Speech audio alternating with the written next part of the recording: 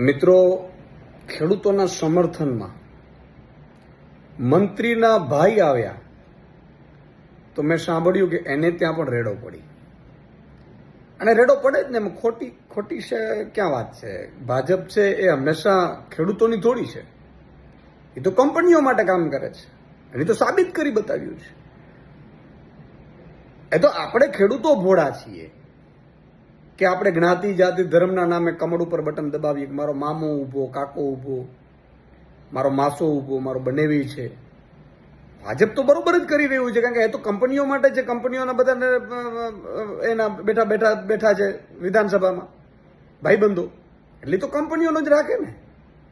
આપણે ભોળા છીએ કે આપણે એને મત આપી દઈએ છીએ અને એના પરિણામ ભોગવીએ. તમે વિચાર કરો, મંત્રીના ભાઈ સમર્થનમાં આવ્યા તો એની ફેક્ટરીમાં PGVCL થી મારીને બધાની રેડો પડવા માંડી. મોરબી જેતપરમાં હજી જાગવાનો સમય છે. અને જે પણ માણસ ખેડૂતોની સમર્થનમાં બોલશે એને આવા જ હાલ થશે એવું એક મેસેજ પણ અપાઈ જાય છે. હદ થાય છે. ઠીક છે, એક દિવસ મારો ખેડૂત, ગરીબ, વંચિત, શોષિત, આઉટસોર્સિંગ કર્મચારીઓ, મહિલાઓ, માતાબેન, દીકરીઓ જાગશે, મને પૂરો વિશ્વાસ છે. જય જવાન, જય કિસાન.